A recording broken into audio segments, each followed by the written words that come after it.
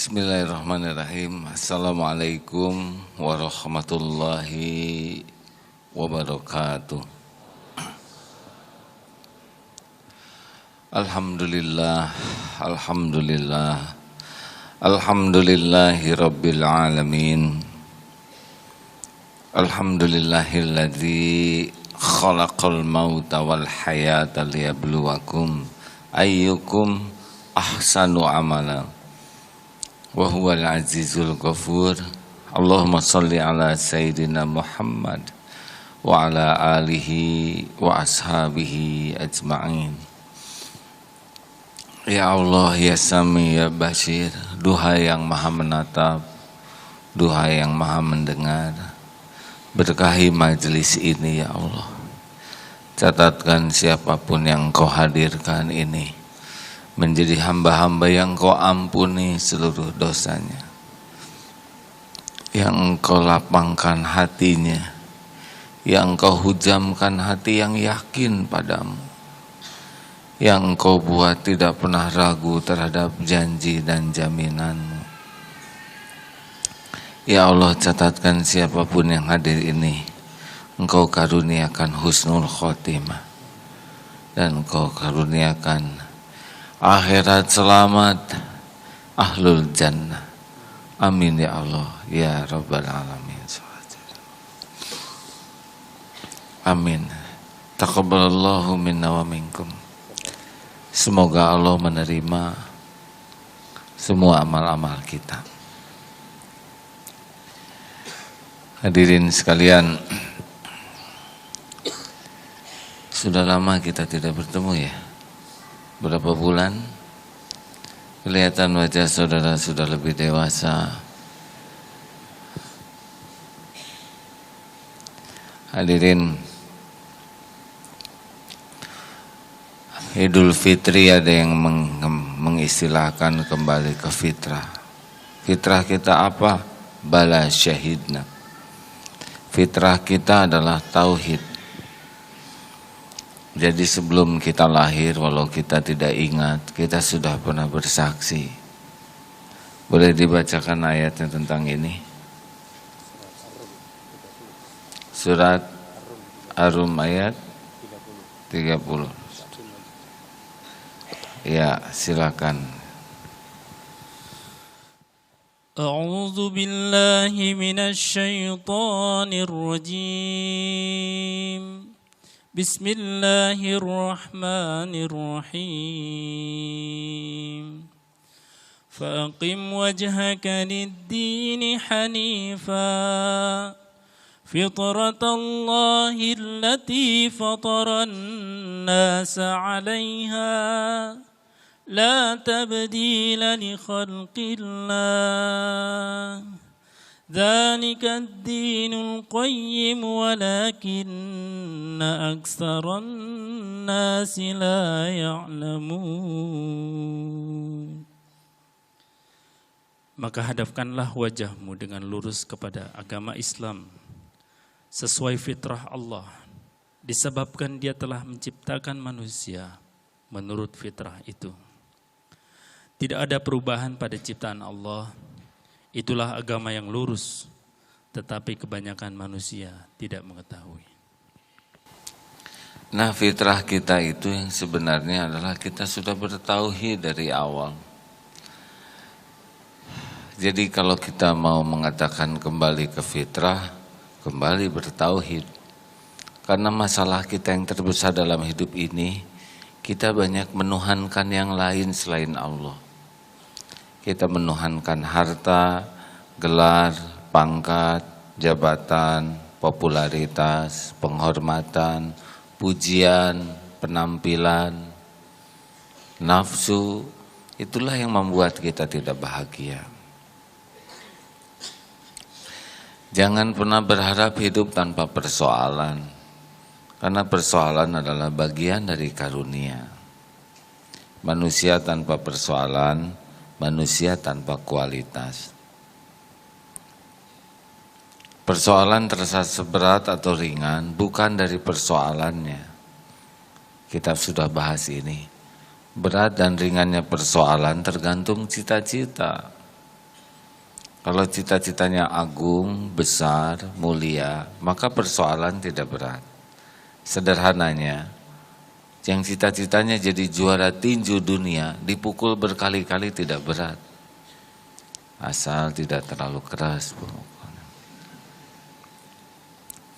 Yang cita-citanya naik ke puncak gunung Mount Everest, dia dingin dia tahan, capek dia tahan, kekurangan oksigen dia tahan, karena dia punya cita-cita tinggi. Nah, sebaik-baik cita-cita adalah orang yang cita-cita ingin bisa berjumpa dengan Allah di akhirat nanti. Maka semua kejadian tidak akan berat. Maaf ya, terbunuh sekalipun tidak berat bagi yang cita-citanya ingin berjumpa dengan Allah. Terbunuh itu sesuatu yang paling ditakuti, tapi tidak ditakuti bagi orang yang bercita-cita jumpa dengan Allah. Saya dengar itulah masalah terbesar bagi jenderal-jenderal Israel dalam menghadapi prajurit Hamas. Ada dua perbedaan yang sangat mendasar prajurit Israel dengan prajurit Hamas. Dan ini membuat mereka kehabisan akal karena prajurit Israel takut mati, prajurit Palestina cinta mati. Ini susah perang yang begini, ya. Sesuatu lari dari mati, yang lain mendatangi kematian. Kenapa prajurit itu begitu cinta kematian sebagai syuhada? Karena dia pasti punya cita-cita yang tinggi. Kenapa prajurit Israel takut sekali kematian? Ya, karena cita-citanya hanya duniawi. Satu itu. Yang kedua, masalah itu tidak ada yang bahaya. Yang bahaya adalah salah menyikapi masalah. Ini sering diungkap. Soal ujian tidak ada yang dirancang untuk menghancurkan. Semua ujian dirancang untuk membuat orang itu berkualitas. Orang tidak lulus ujian bukan karena soal, tapi karena salah jawabannya. Ini sederhana hadirin. Kenapa seperti yang baru kepikir kan? Jadi kalau kita menderita pasti bukan karena persoalan, melainkan salah menyikapinya. Saya senang Ustadz Edi tadi mengatakan ada orang berulang-ulang bercerai hanya karena satu masalah, yaitu suaminya pemarah. Berarti dia di HER masih tidak lulus, di HER tidak lulus. Harusnya kalau menyikapi pemarah satu tidak lulus, ketika ada ujian yang sama tentang kemarahan harusnya lulus. Ada orang yang sampai mati, matinya lagi marah hadirin. Berarti di DO kata Ustadz Edi ya. Di DO dari kehidupan tidak lulus ujian menghadapi kemarahan. Tidak ada ujian hidup yang berbahaya, yang bahaya adalah salah menyikapinya. Sepakat? Siapa yang lebih besar daripada ujian hidup Rasulullah SAW? Tapi beliau dengan ujian itu semakin nampak jelas kemuliaannya. Yang ketiga, berat ringannya menghadapi masalah hidup ini adalah tergantung Allah menolong atau tidak, itu kuncinya. Kalau Allah menolong, tidak ada yang susah. Karena segala urusan ada dalam genggaman Allah. Kalau Allah tidak nolong, persoalan remeh saja, yaitu lagu itu, sakitnya sampai ke sini. Lagu itu sebetulnya mau mencerminkan jauhnya dari pertolongan Allah ya. Kalau dari ilmu tauhid. Karena kalau yakin pada pertolongan Allah, tidak ada yang nyakitin kita selain dosa kita sendiri. Kita menderita pasti bukan karena siapa-siapa. Kita menderita pasti karena zolamtu nafsi. Nah, banyaknya menghadapi persoalan, kita lebih sibuk mencari penolong selain Allah. Berikut ini ada 7 jenis zikir yang mudah-mudahan kalau nanti ada persoalan akan lebih ringan. Mengapa? Karena galau, resah, gelisah, itu prinsipnya sederhana. Dia tidak berhasil menemukan Allah atau mengaitkan kepada Allah dalam ujian hidup yang dia jalani. Itu galau. Halo, jelas kah? Kalau kita melihat sesuatu dan tidak terkait ke Allah, mengalami sesuatu tidak terkait ke Allah, pasti jadinya gelisah. Setiap kali Bapak Ibu gelisah, periksa hati. Siapa yang memenuhi hati? Allah atau selain Allah? Pasti selain Allah. Maka prinsip bagaimana? Orang stres itu adalah orang yang kebanyakan mikir dan kurang zikir. Bukan tidak boleh mikir, tapi tiap mikir harus jadi zikir. Itulah solusi. Karena siapa yang mau nolong kita selain Allah? Janji Allah kan sederhana, fadhkuruni adzkurkum, maka ingatlah padaku, aku ingat padamu. Jadi kita ini tidak dirancang untuk menyelesaikan persoalan sendiri. Karena kita ini la haula wala quwata illa billah. Tidak ada daya untuk menolak musibah, tidak ada kekuatan untuk mendatangkan manfaat illa billah.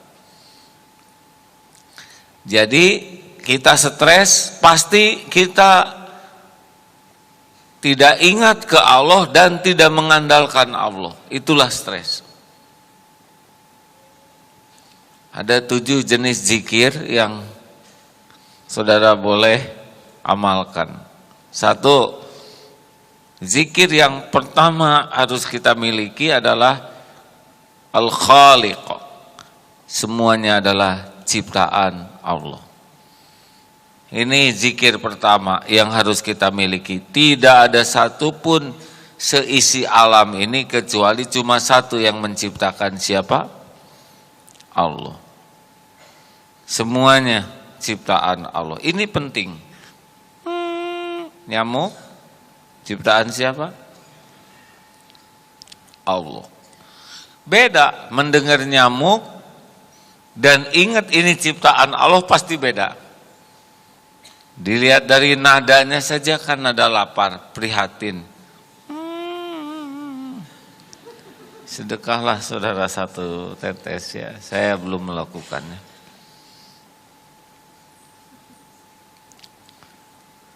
Melihat presiden ciptaan siapa?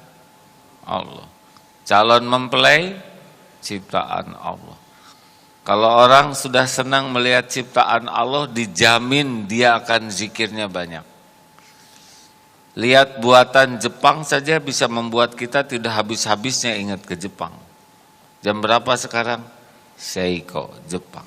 Ini bukan iklan. Pulang naik mobil Honda, dari belakang bemper ada yang nubruk, Yamaha. Pas disalib oleh Kawasaki, tapi mirip Suzuki. Coba buka kulkas, apa? Ya, Toshiba. Nyalakan sanyo-nya, maksudnya air. Nonton TV sarep, ya enggak?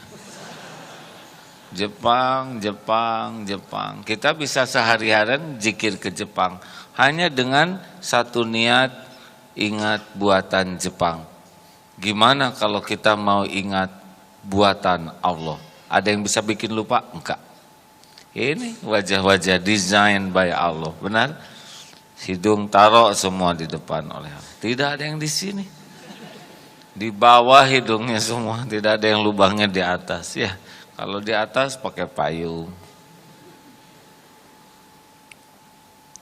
Saya menikmati Allah menciptakan.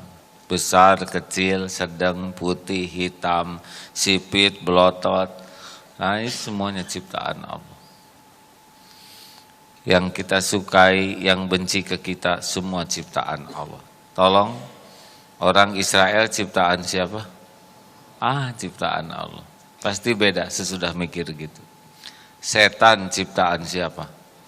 Allah. Kita nggak usah berantem sama setan. Pertama kita nggak lihat mau mukul siapa.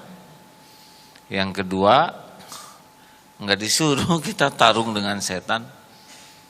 Kita mah berlindung saja kepada penciptanya. Ya, nggak adil kalau berantem. Setan ngelihat kita, kita nggak lihat dia. Susah. Lalu kita banyak kesibukan, dia nggak punya kesibukan selain satu-satunya kesibukan yaitu nipu kita. Ya,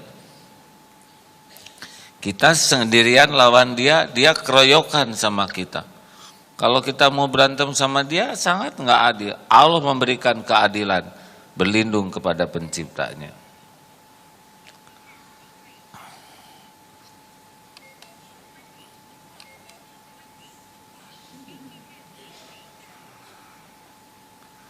Alhamdulillah, ciptaan Allah.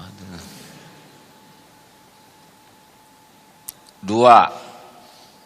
Semua adalah milik Allah. Oh, jangan lupa kita ciptaan Allah. Ya, sesuka Allah.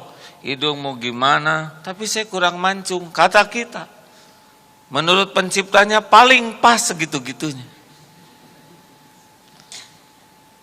Enggak ada yang salah dari tubuh ini.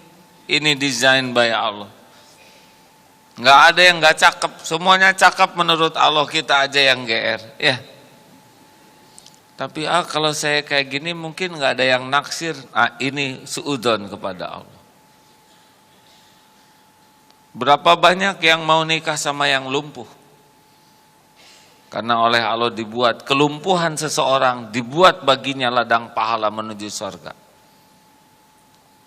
Ada sahabat saya yang nikah sama orang yang benar-benar enggak bisa lihat. Kenapa? Saya nuntun dia di dunia dan mudah-mudahan saya dituntun Allah di dunia sampai akhirat. Begitu. Kenapa bibir saya tebal? Siapa tahu bagi calonnya itu yang eksotis ya. Jadi sudahlah, jangan rewel ya. 2. Semua milik Allah. Lillahi ma fis samawati wa ma fil ard. Awal derita adalah merasa memiliki. Awal bahagia adalah merasa tertitipi. Semakin kuat kita merasa memiliki sesuatu yang bukan milik kita, pasti sengsara. Saat guru saya mengajari, lepas merasa memiliki.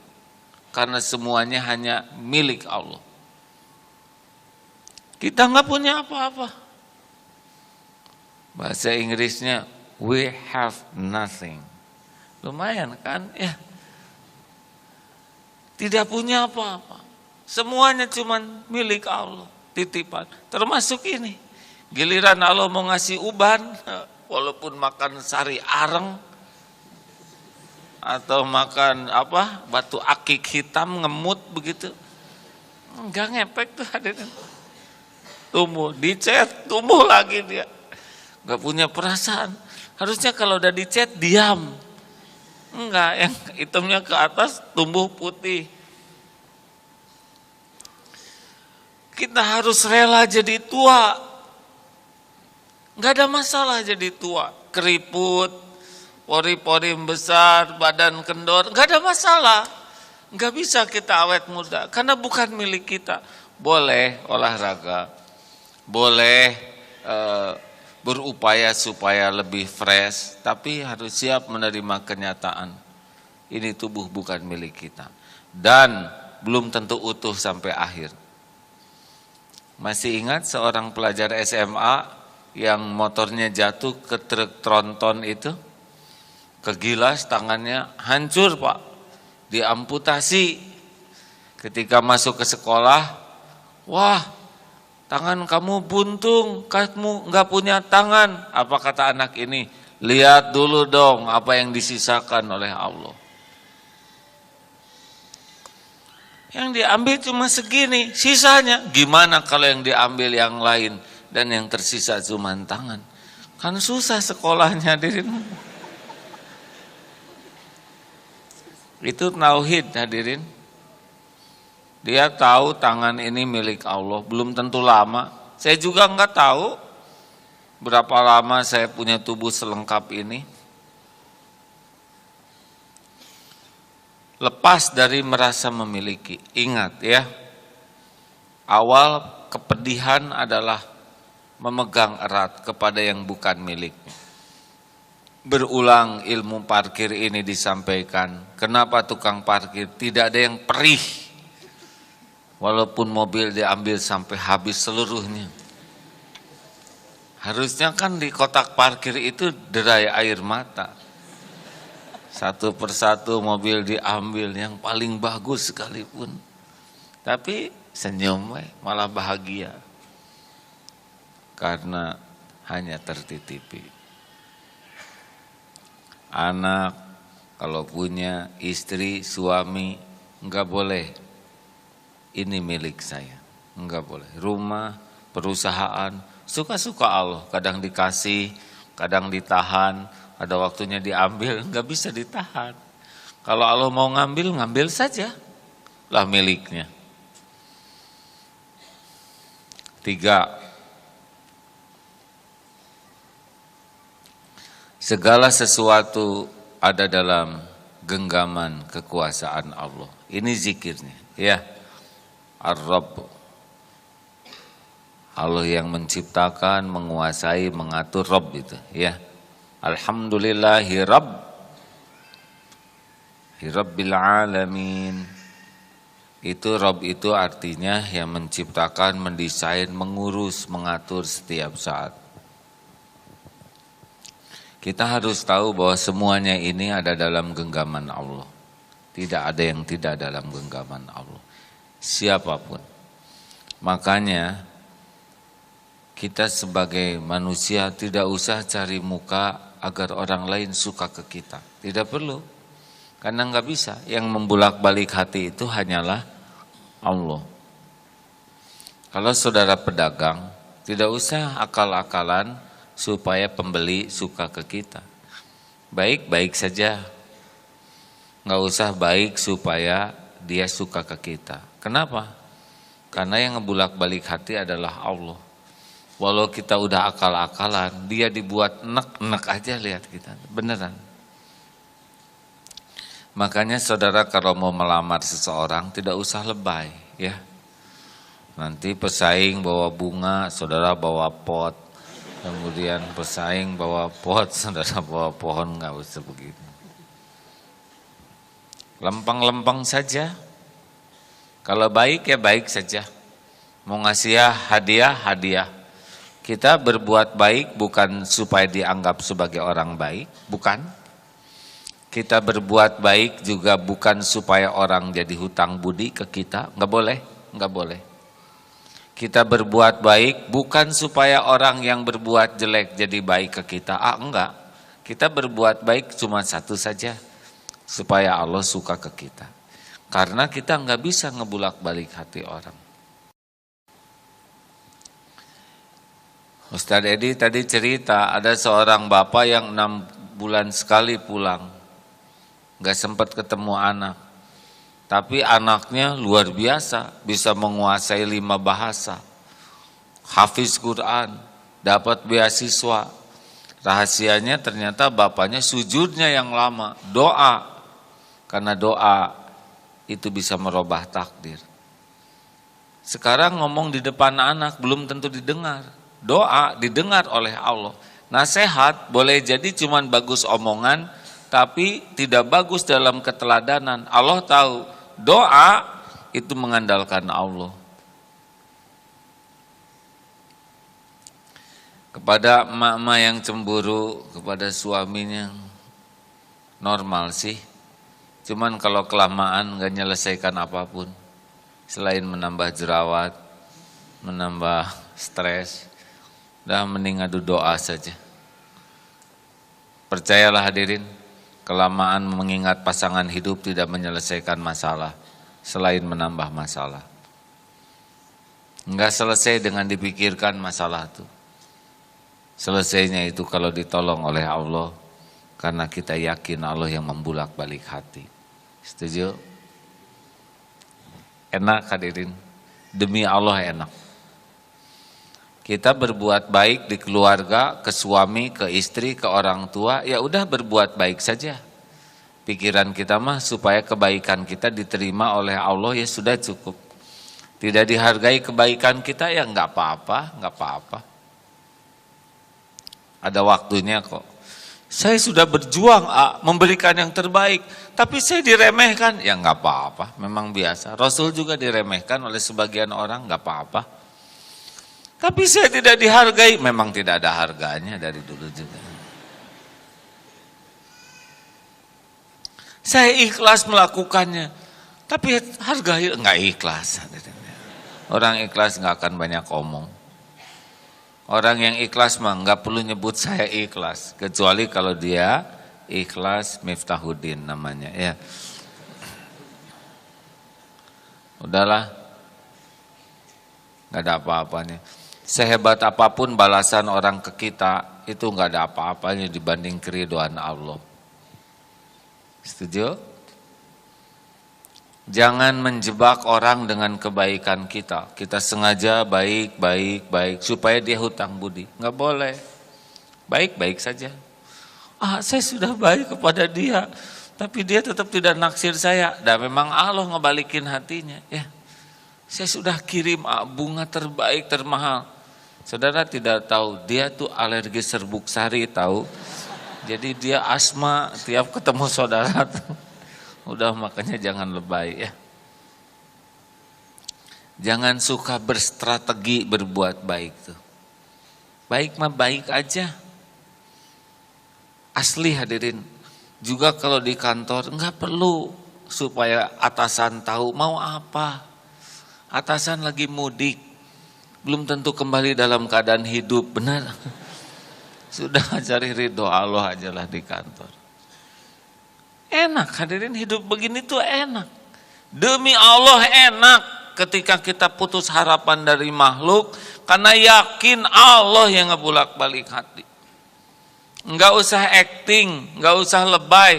Termasuk kalau saudara ditakdirkan jadi penceramah, enggak usah akal-akalan supaya orang lain kagum kepada kita. Mau apa? Dikagumi orang tuh enggak ada apa-apanya. Diterima Allah yang ada apa-apanya. Jelas? Kok kayak nggak jelas gini hadirin? Cuma dua yang ngangguk. Tapi saya juga tidak maksa yang karena ini masalah intelektual sih ya. Maaf astagfirullah. Nah, minum dulu sia-sia.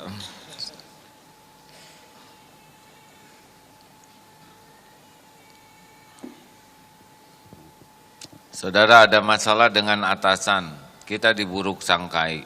Padahal kita enggak salah untuk hal itu, ya. Yang lain-lain sih salah, ya. Enggak melakukan kesalahan, dicurigai, tetap tenang. Karena marah sekarang belum tentu marah nanti malam. Pak, perlu saya diam kamu. Jangan banyak alasan. Saya hanya diam. Nah, enggak apa-apa, diam saja. Ya Allah, Engkau tahu apapun yang terjadi dan Engkaulah yang membulak-balik hati. Ini persis seperti yang saya lakukan ke adik saya tadi. Ya Allah, ampun, astagfirullahaladzim. Tadi ke adiknya juga, diam kamu, begitu. Hanya adik nggak berani ngelawan, sekarang dia nggak berani ngelawan atasan. Lalu apa sulitnya bagi Allah ngebalikan hatinya? Nanti atasan jadi tahu ternyata ini nggak salah. Besoknya maaf ya, kemarin saya salah sasaran. Sebagai bonusnya kamu saya kasih hadiah umroh aja. Bos yang sering dong marah kayak gini. Saya tadinya mau ngasih 1 juta, 2 juta, tapi nanggung, namanya juga ngarang ya kan. Mending pol aja lah umroh, betul tidak? Dan apa susahnya bagi Allah? Betul? Tinggal dibalikin aja hatinya. Paling enak ngandalkan Allah, hadirin. Karena Allah tuh makanya zikir yang ke berapa? 4, semua terjadi biiznillah, dengan izin Allah.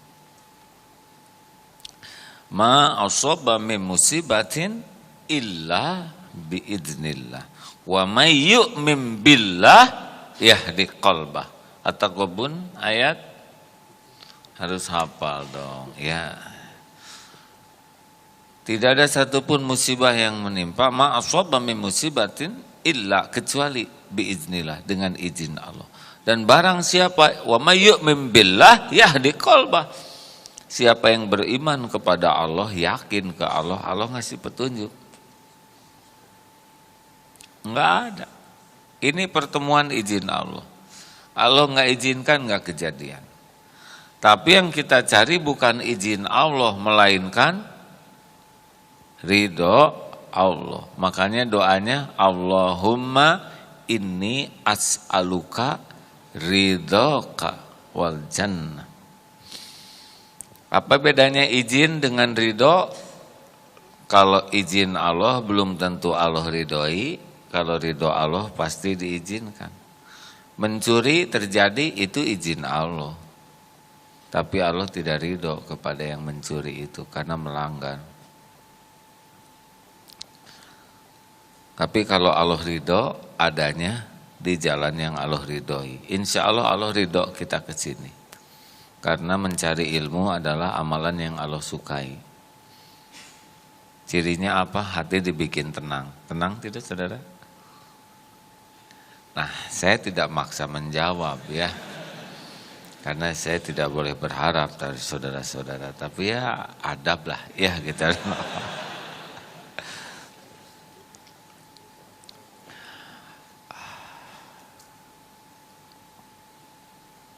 Semua izin Allah.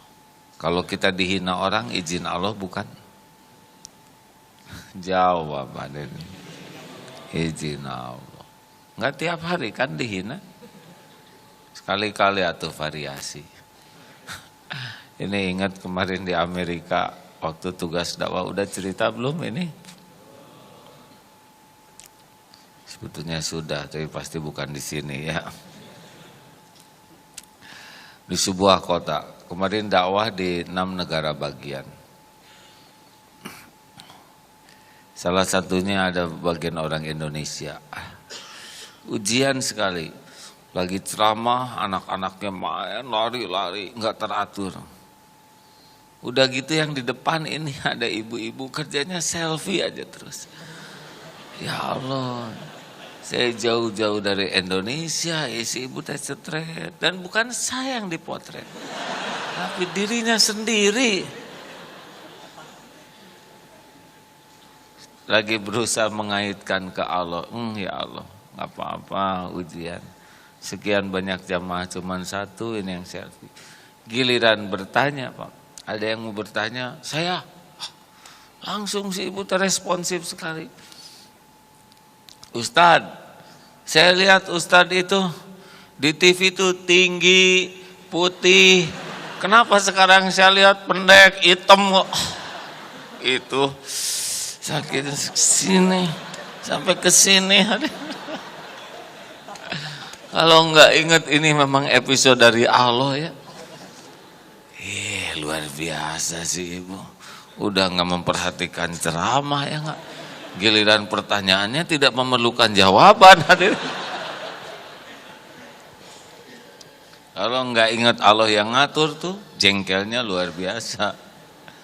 Allah si ibu di Amerika tuh naik-naik akhlak tuh ya. Hadirin, tapi dah episode ini tidak setahun sekali kayak gini ya. Seumur-umur dakwah baru sekali tuh yang frontal kayak gitu. Ya pendek, hitam katanya. Dan fakta ya. Bukan penghinaan. Hanya karena kita aja merasa tinggi putih jadi tersinggung ya. Episode dari Allah. Tinggal mau lulus atau tidak menyikapinya. Dan tiap waktu tuh variasi hadirin. Dan semuanya izin Allah. Kadang sendal hilang. Kadang ada yang baik ke kita, itu juga Allah yang menggerakkan. Pernah suatu saat lagi makan di restoran, tiba-tiba pas mau bayar, sudah dibayarkan orang itu. Orang Tionghoa, bukan Islam, dan tidak apa, pergi saja. Ini adalah takdir Allah. Orang beda agama, beda etnis, tapi tetap menghargai. Dan saya merasa enak. Dan jangan ngarep-ngarep diperlakukan sama. Karena itu adalah pelajaran agar kita bisa melakukan yang lebih baik dari itu. Oh, Allah takdirkan saya ada yang traktir dan saya senang. Dia pergi tanpa bilang-bilang, itu membuat kita lebih hormat. Saya harus melakukan yang sama. Ini takdir, pasti ada hikmahnya. Ada yang ngomong gak enak seperti yang tadi. Itu harus jadi ilmu. Saya diomongin begitu, nyugak ke sini. Ya. Saya tahu ini takdir Allah agar saya tidak melakukan keburukan yang sama. Allah udah bikin kerasa enggak enaknya dihina di depan orang. Walaupun bukan penghinaan, ya fakta. Tapi kan fakta enggak harus diomongin di mana-mana. Orang ada jerawat di depan hidung itu fakta. Ya jerawat enggak usah diomongin. Dan enggak diomongin juga udah ada. Ini pelajaran. Saya janji saya tidak mau berlaku sama. Karena Allah udah nunjukin ke saya buruknya perilaku seperti ini. Nah itulah hikmah kalau kita tahu tiap kejadian dengan izin Allah. Enggak ada yang enggak ada izin Allah. Hilang dompet, PHK, apapun tidak ada satupun yang Allah tidak terlibat. Jelas hadirin? Yakin? Termasuk digigit nyamuk. Udah nggak usah dendam. Nah, emang udah rezeki nyamuk ya. 4. Apa? 5. Kalau segala sesuatu izin Allah, maka yang kelima adalah al-adil. Allah maha adil. Artinya semua yang Allah takdirkan menimpa kita pasti proporsional pada tempatnya. Allah maha adil. Artinya Allah menempatkan apapun pasti pas. Lawannya adil adalah zolim. Dan Allah maha suci dari kezoliman. Jadi tidak ada sesuatu yang tidak terukur oleh Allah. Kalau kita sakit, pasti sakit itu udah diukur. Karena Allah pencipta kita tahu persis siapa diri kita, lebih tahu dari siapapun. Bagaimana Allah nggak tahu sedang Dia yang mendesain kita, merancang, membentuk. Allah tahu keperluan oksigen kita, Allah buat gratis karena kalau harus bayar pasti jarang nafas, ya kan? Serius hadirin, 175 juta nih nafas sehari. Jadi kalau gaji saudara UMR tuh harusnya plus sekian miliar, ya. Allah tahu tubuh ini 70% air, Allah siapkan air setiap hari tanpa kita tahu mata airnya dari mana, tanpa kita tahu tingkat basa, asam, komposisi mineralnya. Benar? Dikit kita tahu. Padahal ini kalau terlalu asam, terlalu basa bermasalah. Kita tidak tahu kecepatan kedip yang paling pas buat kita. Beres? Coba kalau agak telat. Sudah nabrak truk tuh hadirin. Atau terlalu cepat kan ada repot hadirin sekalian. Atau giliran. Maha suci Allah. Kita tidak tahu komposisi air ludah dengan jumlahnya, dengan sistem enzim, bakteri baik dan sebagainya. Tapi beres-beres saja.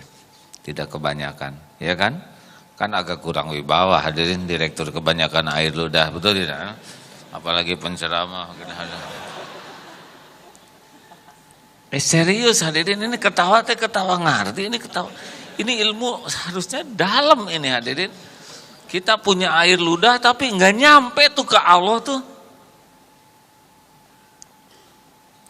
Maha suci. Semuanya bukan perkara tubuh. Semua masalah kita udah diukur.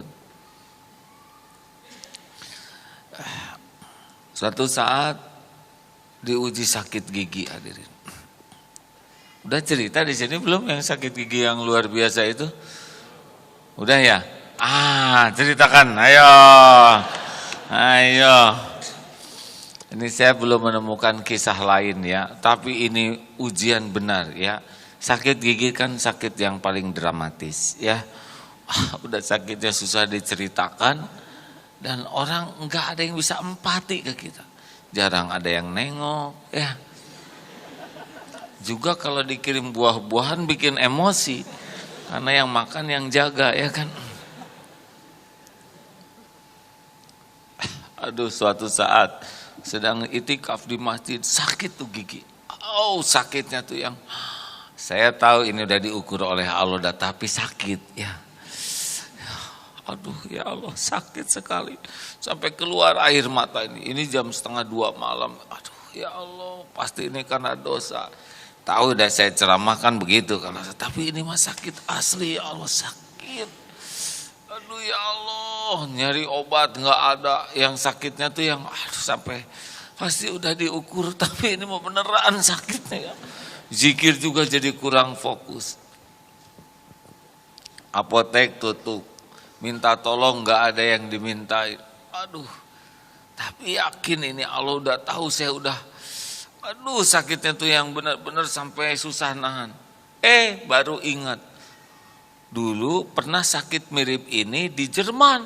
Lagi musim dingin, bayangin. Ya, musim salju, sakit gigi karena saudara nggak usah cerita lah ya. Hadirin. Nah, ada dokter di Jerman ngasih obat. Habis tuh obat, kecuali satu. Saya cari tas, alhamdulillah itu tasnya ada di masjid. Coba kalau oleh Allah tasnya nggak ada, sampai pagi nggak ada. Ada nyelip satu tuh, ya Allah, ya Allah. Disisain oleh Allah tuh selang 3 bulan satu, karena Allah tahu tanggal sekian jam sekian akan ngejeltot yang luar biasa yang. Aduh, itu sujud syukur. Terima kasih ya Allah. Maksud Allah. Nah, episode begitu harusnya membuat kita yakin bahwa ada batas di mana Allah bakal nolong kita. Ya. Jelas? Senang gak sih hadirin dengar ini? Kok saya senang sekali cerita tentang Allah tuh ya? Rasanya enggak ada yang paling menarik dalam hidup ini selain cerita tentang Allah Subhanahu wa Ta'ala. Lezat rasanya, enggak ada habisnya gitu menikmati karunia Allah ini. Habis sekarang kalau ngomongin orang mah rada susah. Iya kan? Sebaik-baik orang pasti terbatas baiknya. Sedang Allah enggak terbatas baiknya. Ngomongin orang baik aja kita senang. Apalagi ngomongin yang maha baik. Makanya jangan banyak ngobrolin orang lah. Pemerintah sekarang, nggak beres diomongin. Udah jelas nggak beres, ya gak? Terus diomongin. Baca koran, pusing. Nggak selesai dengan dibaca. Bukan tidak boleh. Cari yang membuat ingat ke Allah. Sudah diukur semuanya oleh Allah. Ada yang salah ukur tidak? Jawab hadirin. Diukur sempurna. Ada yang meleset? Enggak. Yang keberapa sekarang? Allah. Ini sesudah Allah Maha Adil, jadi kita pas kena musibah, kepahitan, ini udah dosis saya nih. Ini udah ukuran saya. Pasti diukur. La yukallifullahu nafsan illa wus'aha. Allah tidak membebani seseorang kecuali sesuai dengan kesanggupannya.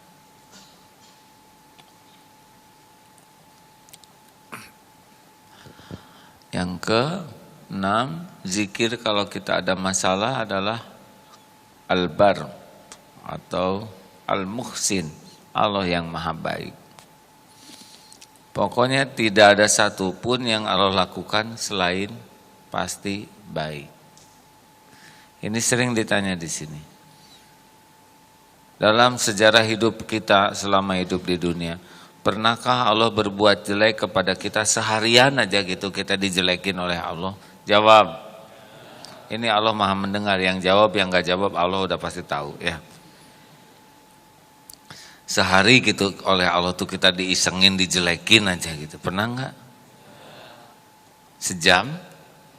Pernahkah sejam saja Allah berbuat jelek ke kita? Jawab. Yang betul, sejam gitu kita dicuekin oleh Allah, nggak dikasih nafas, nggak didetakin jantungnya. Jawab. Semenit? Allah cuek ke kita semenit, tak ke jantung pada berhenti semua. Sedetik, sekejap, never, tidak akan pernah Allah berbuat buruk kepada hambanya. Kalau sesuatu buruk menimpa kita, pasti zolam tu nafsi, itu kezoliman kita sendiri. Mau diapain aja kita ini pasti baik. Sehat baik, sakit baik, dipuji baik, dihina baik, bangkrut baik, ketangkep KPK belum tentu baik. Kalau orang itu beriman baik. Saya waktu diundang ceramah di tangkapan KPK udah untung saudara lah. Bukan KPK yang nangkep, Allah yang menghendaki. Yang saat ini sobat-sobat yang ketangkep banyak yang masih lancar korupsinya. Dia udah berhenti, udah susah ya. Barokah. Maksiat jadi susah, sombong jadi susah, kepaksa soleh ya. Udahlah baiklah. Nah, di sini kuncinya. Ana inda dzanni abdi bi, aku sesuai prasangka hambaku. Ini nih, kita suka nggak sabar kalau ada apa-apa yang nggak cocok tuh suudon ke Allah ya. Padahal takdir itu seperti bukan batu cadas, tapi di sana tuh banyak lembaran-lembaran halus, lembut, indah, hikmah di balik takdir yang nggak cocok dengan keinginan kita. Tapi kita suka ngotot dengan yang cocok dengan keinginan, padahal yang kita inginkan belum tentu membawa kebaikan bagi kita. Jadi kita suudzon kepada karunia Allah yang melimpah karena fokus kepada keinginan nafsu kita. Yang versi kita itu dianggap itulah yang terbaik. Kata siapa? Punten ya, waktu umroh ada yang dimultajam 2 grup. Ini nangis, ini nangis. Grup yang ini nangis suami istri. Doakan, saya belum punya anak. Nangis. Doa, ya Allah minta diberikan keturunan. Yang ini nangis juga. Kenapa ibu nangis? Doakan, anak 6. Kurang ajar semuanya. Nangis juga.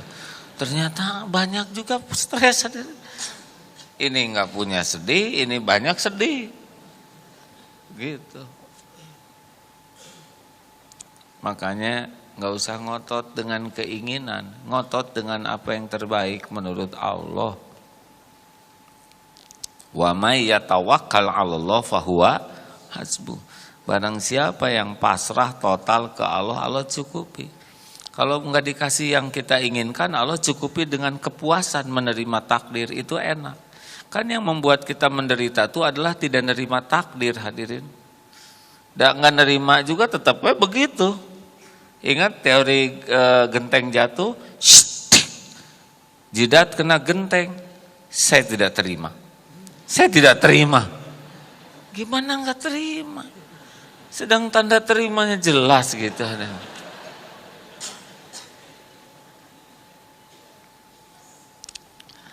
Jadi orang stres karena nggak nerima takdir. Dan fokusnya kepada apa yang tidak cocok, bukan kepada apa yang melimpah yang Allah kasih. Padahal kalau kita bisa husnuzon saja ke Allah, pasti baik nih, pasti ada kebaikan. Udah jadi di sana kebaikan. Kan janji Allah begitu. Ana inda zanni abdi bi, aku sesuai prasangka hambaku. Surat Al-Baqarah 216. A'udzubillahi minasyaitonirrajim. Wa asa an takrahu syai'a wa huwa khairul lakum. Boleh jadi engkau tidak suka sesuatu padahal baik menurut Allah bagimu. Wa asa an tuhibbu syai'a wa huwa syarrul lakum. Boleh jadi engkau menyukai sesuatu padahal buruk menurut Allah. Wallahu ya'lamu wa antum la ta'lamun. Allah Maha tahu, kalian tidak tahu. Makanya jangan sok tahu. Yang keberapa sekarang hadirin? 7 terakhir. Yang ketujuh adalah cukuplah Allah sebagai penolong kita. Jadi hati-hati nulis di status itu ya. Biasanya cari penolong selain Allah ditulis di status. Pedih. Nah itu. Nah, tidak sembuh dengan ditulis di status. Tidak ada lelaki sejati selain Rasulullah. Berarti suaminya ngaco itu ya. Udahlah kebaca. Itu jangan suka nulis sembarang di status itu ya. Waktu nulisnya gampang, tapi yang baca ini persepsinya beragam. Mau menjerit ke siapapun, mau lari kemanapun, menghibah tersungkur kepada makhluk manapun, tetap saja yang bisa nolong cuma satu. Siapa? Allah Subhanahu wa ta'ala. Mau curhat ke siapapun sok curhat, gak ngepek. Bahkan bahaya sembarang curhat. Kalau kita suka curhat, dengar baik-baik. Orang yang dicurhatin itu akan masuk ke dalam kehidupan kita. Dia akan terus ikut campur dalam urusan kita. Dia bakal ngomong ke sana sini. Mungkin niatnya cari solusi, tapi jadinya menyebarkan masalah. Sejengkal jadi sedepa, sehasta. Jangan biasakan curhat, kecuali sesudah minta tolong ke Allah, dan kalaupun ke orang-orang yang amanah. Karena obrolan itu amanah, dan tidak setiap orang kuat mendengar obrolan. Ciri orang kurang amanah begini nih ngomongnya. Jangan ngomong sama dia ya. Ini cuman kita-kita aja. Ketiap orang begitu. Dan yang paling buruk adalah ngomong begini. Saya udah janji sama dia gak akan ngomong. Tapi ngomong. Hadirin, segitu aja dulu ya.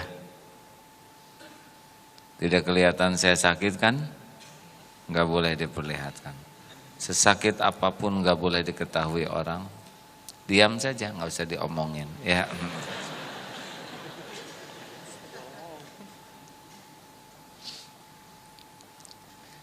Saya pulang dari Mekah belum sempat diberi istirahat, tapi pasti baik.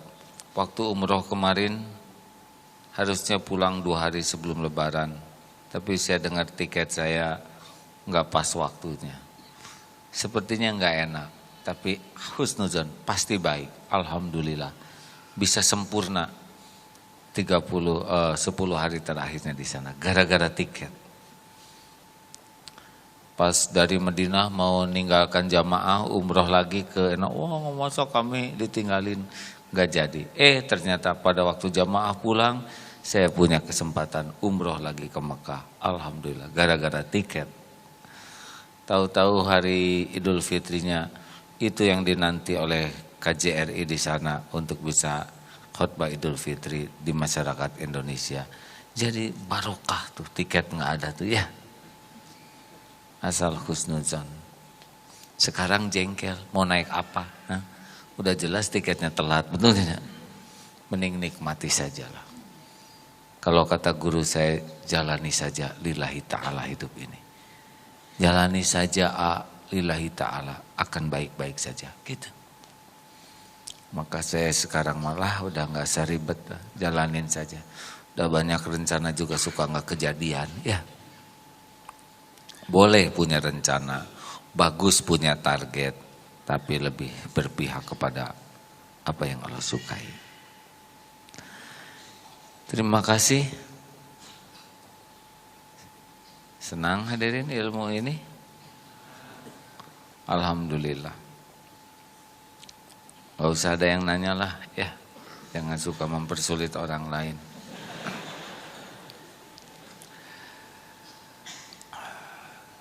Hari ini saya belum nyebut kuda ya di sini ya. Alhamdulillah perkembangan menarik. Kami sedang mencoba meneliti sunnah berkuda. Saudara tahu ada 125 hadis tentang kuda, ya. Dan saya percaya dalam sunnah itu pasti ada keberkahan. Di Bandung sekarang sudah 21 kuda. Cepat sekali banyaknya ya. Dulu masih berapa? Yang kuda mati itu ya. Wah, sekarang Allah kasih banyak. Teman-teman pada nitip kuda dari Amerika, nitip kuda supaya digunakan santri, masyarakat. Jadi berkuda bukanlah sebuah olahraga mahal lagi. Karena yang berkuda infaknya sukarela. Di tempat lain sekali berkuda 300.000, 250 di tempat kami. Saudara latihan, saudara suka sedekah. Dan kuda tahu siapa yang sedekahnya sedikit.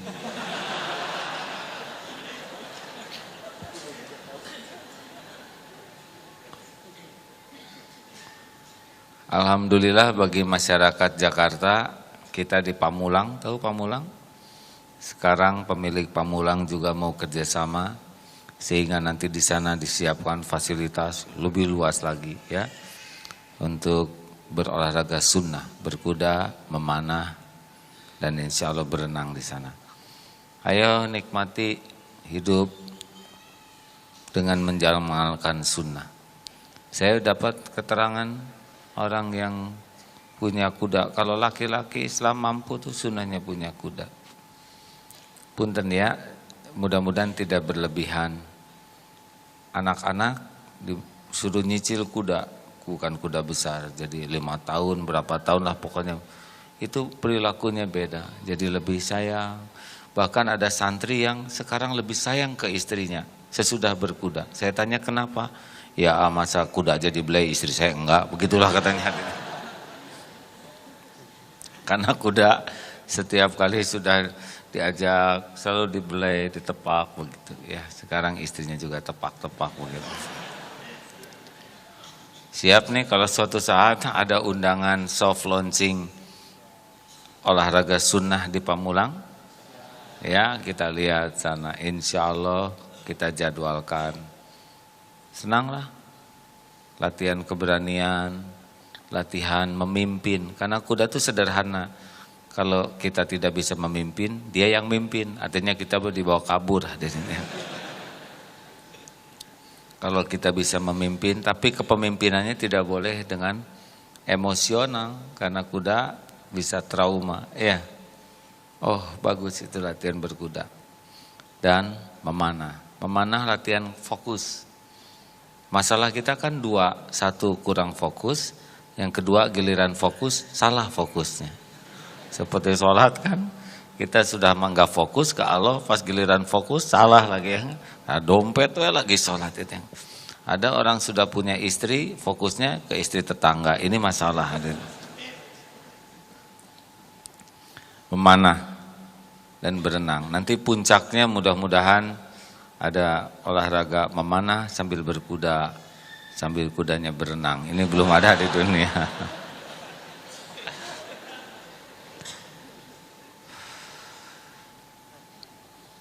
Tapi segalanya tidak boleh berlebihan. Terima kasih kawan-kawan sekalian. Kalau ada yang mau umroh nanti Desember, ya ulang tahun MK Travel, kita dapat seat pesawat kurang lebih untuk 15 sampai 17 bis pakai Garuda. Mudah-mudahan enggak usah mengerunyutkan kening ya. Dari mana ongkosnya? Saya juga umroh enggak pernah pakai ongkos, ya. Diongkosin, begitulah. Kalau Allah mau gampang. Yang penting husnuzon ke Allah. Tidak ada yang susah kalau Allah menghendaki. Bagaimana? Innama amruhu idza arada syai'an ayyaqula lahu kun fayakun. Kalau Allah sudah memerintahkan sesuatu jadi. Makanya jangan suka ngandelin selain Allah, sama-sama bokeh ya. Andelin Allah, pemilik semua takdir. Alhamdulillah, bagi yang baru datang miliki ini, tinggal diisi pakai uang sisa ya. Kalau beli roti 20.000, bayar 100.000, sisanya ke sini kan. Tuh dasar pelit begitu bukan? Insya Allah harusnya, insya Allah. Wah, nggak mungkin. Ya belum aja sudah pelit hadirin. Terima kasih rekan-rekan sekalian, mudah-mudahan ada manfaatnya. Kita ketemu lagi di Istiqlal ya, minggu ke-2 insyaallah. Siap mau berwakaf? Spesial ini adalah wakaf amal jariah untuk menyempurnakan Masjid Darut Tauhid di Cipaku. Silakan saudara berwakaf. Al-Fatihah. A'udzubillahi minasyaitonirrajim. Bismillahirrahmanirrahim. Alhamdulillahi rabbil alamin. Ar-Rahmanirrahim. Maliki yaumiddin. Iyyaka na'budu wa iyyaka nasta'in. Ihdinas siratal mustaqim.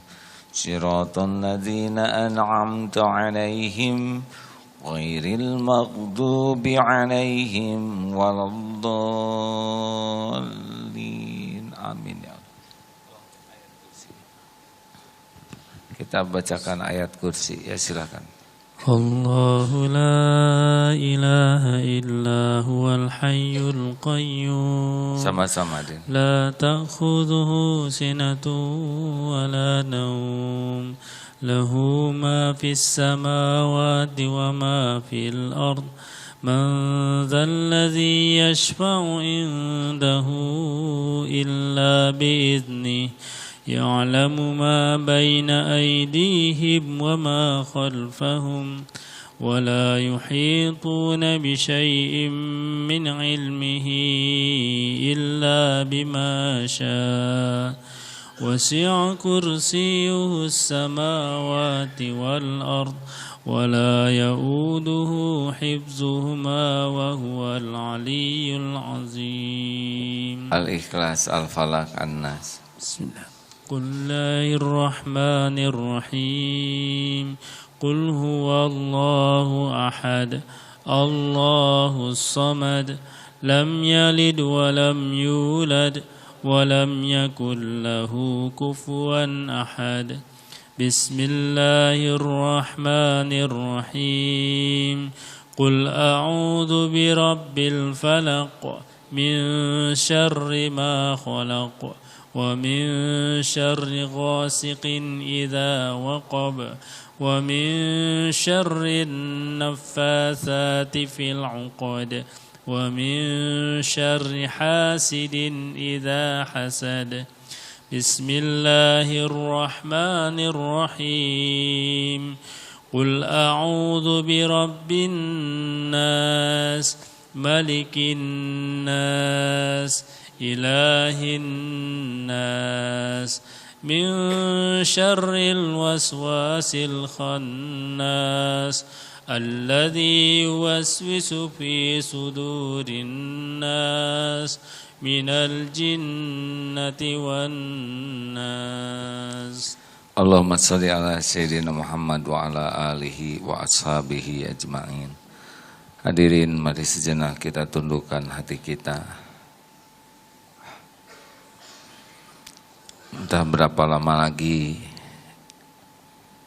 umur yang tersisa bagi kita, tapi pasti hari demi hari adalah semakin dekat dengan perpisahan. Kita tidak tahu akan berjumpa lagi dengan Ramadan yang akan datang, ataukah Ramadan terakhir yang kemarin kita jalani. Hadirin, hari demi hari semakin dekat dengan perjumpaan dengan malaikat maut. Bila saatnya tiba, kita tidak bisa menghindar, tidak bisa menolak walaupun sesaat. Bila ajal kita tiba, mungkin di rumah, mungkin di jalan, sesuai dengan yang ditetapkan Allah, tidak ada satupun yang bisa menolaknya. Mudah-mudahan kapanpun hidup kita berakhir, akhir hayat kita husnul khotimah. Semoga sebelum ajal datang, kita diberi kesempatan untuk bisa tobat. Sebenar-benar tobat, sehingga saat ajal datang, hidup ini sudah bersih. Mudah-mudahan sisa umur ini kita bisa memuliakan orang tua kita, sehingga orang tua tidak menyesal melahirkan kita. Mudah-mudahan hari-hari yang tersisa dari umur ini, kita bisa membalas kebaikan orang-orang yang berbuat baik, sehingga tidak ada lagi hutang budi.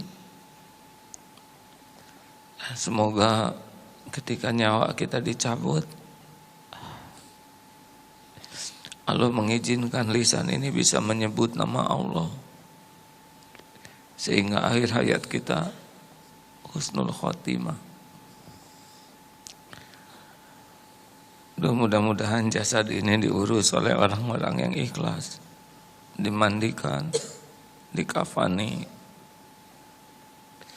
Kalau sudah mati, kita tidak bisa mengurus badan ini lagi. Kalau tubuh kita sudah kaku, kening ini tidak akan lagi bisa sujud. Sudah berakhir kesempatan menikmati sujud. Mata kalau sudah terpejam tidak akan lagi menikmati Al-Quran. Mulut kalau sudah terkatup tidak akan lagi bisa menyebut nama Allah. Tangan kalau sudah sidakap kaku tidak lagi bisa membelai anak, cucu, atau bersedekah, memandu orang. Kaki tidak akan lagi bisa melangkah ke rumah Allah seperti ini. Mudah-mudahan orang-orang yang mengurus jenazah kita orang-orang yang tulus. Semoga Allah izinkan banyak orang yang menyolatkan jenazah kita.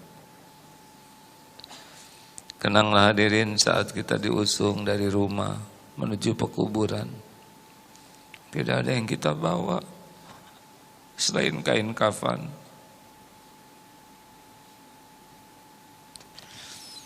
Saat kita dimasukkan ke liang lahat,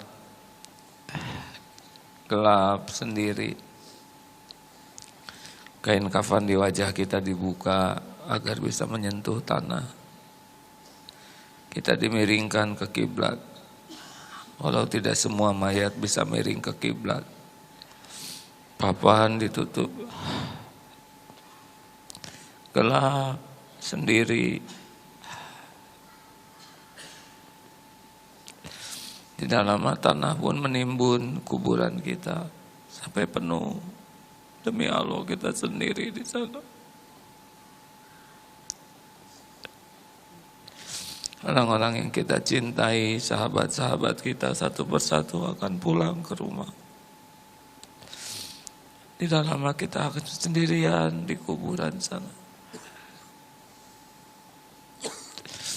Bahkan orang yang paling kita cintai pun pasti meninggalkan kuburan kita.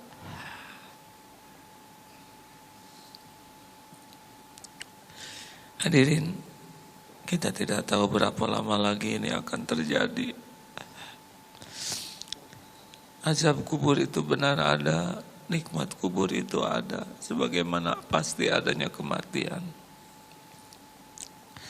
Allahumma shalli ala Sayyidina Muhammad wa ala alihi wa ashabihi ajma'in. Wahai Allah yang Maha mendengar,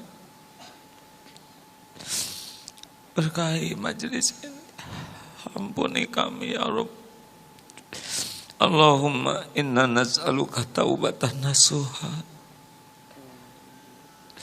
wa taubatan qoblal maut ya Allah, wa rahmatan indal maut, wa maghfiratan ba'dal maut.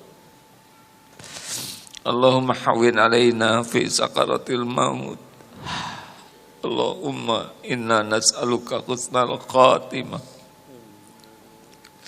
wa na'udzubika min su'il khatimah wa na'udzubika min azabil qabri wa na'udzubika min fitnatin nar. Wahai yang maha baik, ampuni kami ya Allah, ampuni sebusuk apapun, sekelam apapun, sehitam apapun hidup yang pernah kami jalani. Ampuni rasa yang terang-terangan, yang sembunyi-sembunyi, yang berulang-ulang ya Allah. Padahal kami tahu itu dosa. Astagfirullah. Ampuni kezaliman kami kepada orang tua. Ampuni semua kemusyrikan kami, kemunafikan. Ampuni siapapun yang mendekati zina, ya Allah, Engkau pasti melihatnya. Ampuni siapapun yang hidupnya kotor, ya Allah, ampuni harta haram, makanan haram yang kami bawa, kami makan. Allahumma rabbana zalamna anfusana wa illam taghfir lana wa tarhamna lanakunanna minal khasirin. Allahumma ja'alna minat tawabin wa ja'alna minal mutatahhirin wa ja'alna min ibadikas sholihin. Allahumma ighfir lana wa liwalidina warhamhum kama rabbawna shighara. Ampuni ibu bapak kami. Wahai yang maha baik, selamatkan orang tua kami. Ampuni seluruh dosanya ya Allah. Sayangi, berkahi sisa umurnya. Jadikan akhir hayatnya husnul khotimah. Lapangkan kuburnya ya Rabb. Jadikan orang tua kami ahli surga. Ya Allah, ampuni guru-guru kami, hamba-hambamu yang menuntun kami ke jalan-Mu. Muliakan keluarganya, keturunannya ya Allah. Ya Allah, jadikan saat ini saat mustajab ya mujib. Engkau maha menatap, Engkau maha mendengar. Fa idza sa'alaka ibadi anni fa inni qarib. Wa huwa ma'akum aynama kuntum, janjimu ya Allah. Kabulkan doa-doa kami ya Arhamar Rahimin. Taqabbal minna ya Karim, innaka antas samiul alim. Wa tub alaina innaka antat tawwabur rahim. Amin. Hadirin, doalah masing-masing.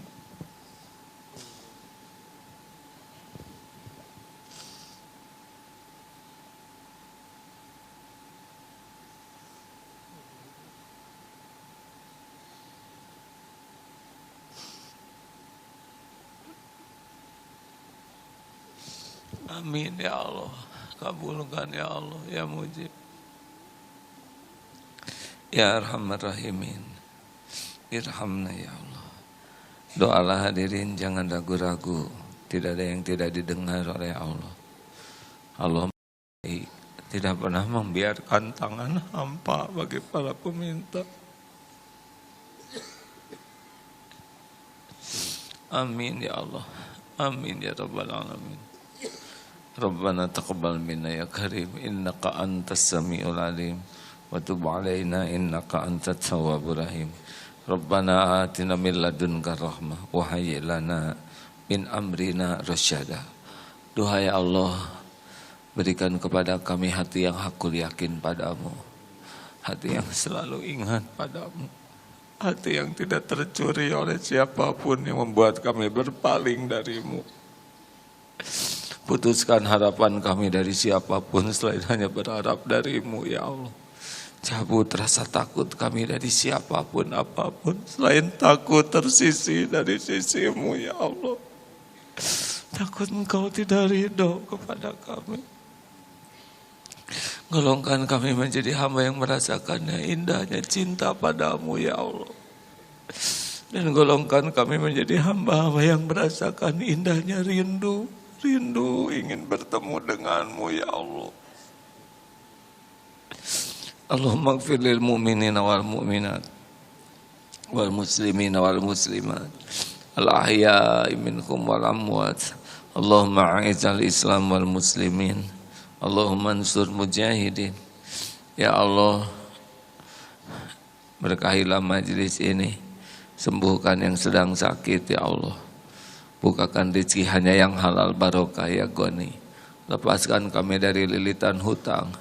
Allahumma rizuknal istiqomah. Istiqomahkan kami ya Allah. Ya Allah, undang jamaah ini ke Baitullah.